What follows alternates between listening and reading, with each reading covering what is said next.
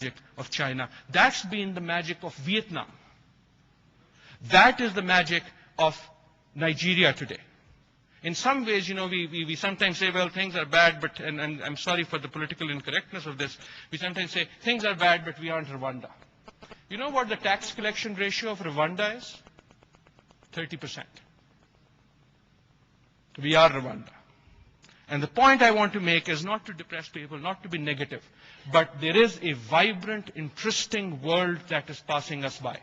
Our geography is right, our resources are right, our human resources are right, and somehow we need to shake this box up so that all of them fit in, so that we can tap in on the growth that we now talk about for all the countries around us. That growth should have been ours. That development should have been ours. I look towards you to make that happen. Thank you very much.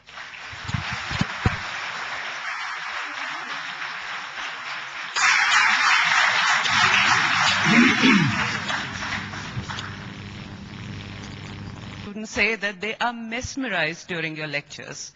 So our audience was also mesmerized, and it was a very interesting presentation. Let's give him another round of applause, ladies and gentlemen.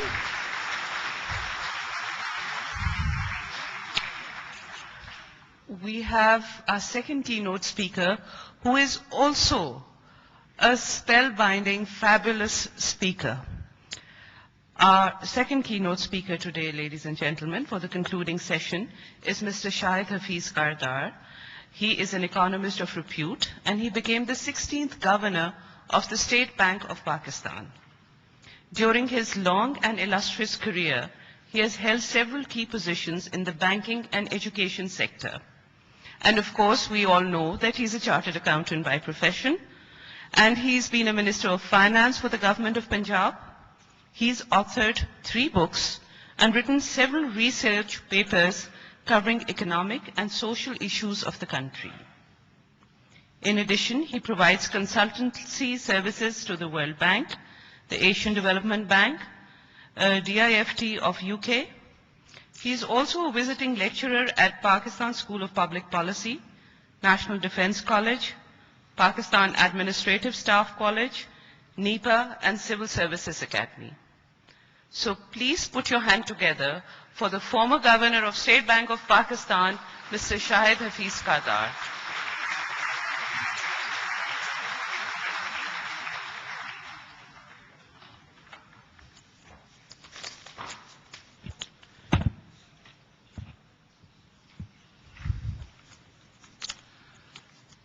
Senator Isakdar, Professor Adil Najam, I see a lot of old friends, and ladies and gentlemen, what I'll try and do is that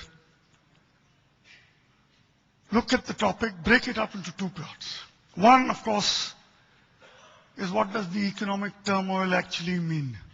So we'll just try and share some numbers to get an idea of what it means. And then look at what the paradigm shift is, how it is changing the global economy, and then try and link it up in the case of Pakistan. What does it mean for us? Most of us, I think, by now, do understand that there is a crisis out there.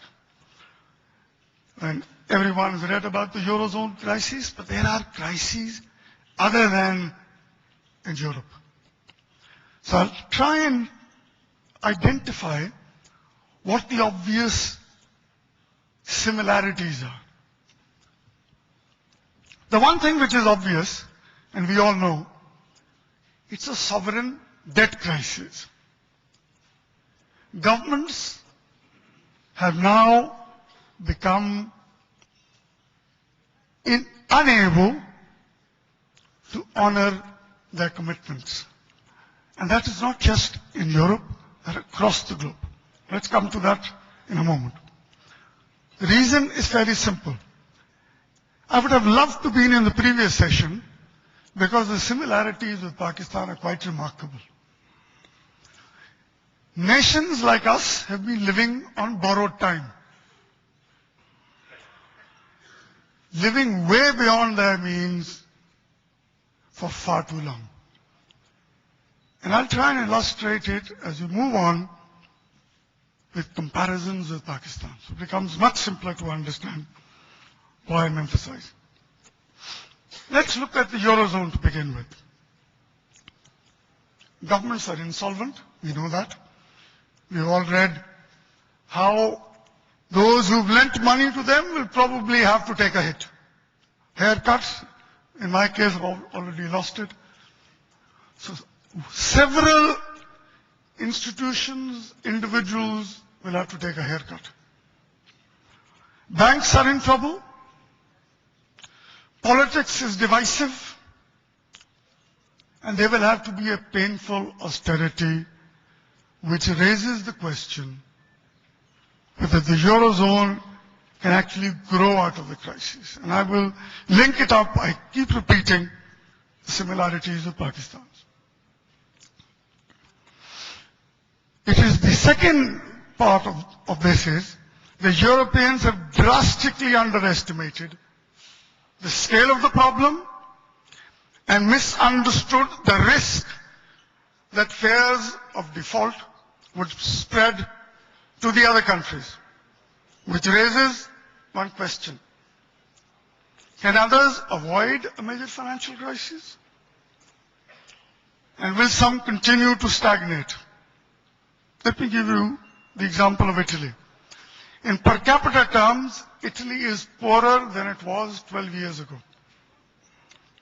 It is stuck in a slow growth mode.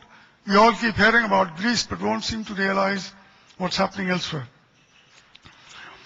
And the borrowings, if I look at both Italy and Spain, they will have to keep refinancing their borrowings, which already are at unsustainable levels, which will escalate the crisis.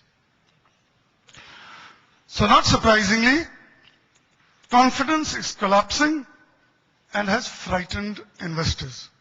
Okay? How do you tackle a debt crisis when savings are low? At the end of the day, you have to pay off a debt if your savings are adequate.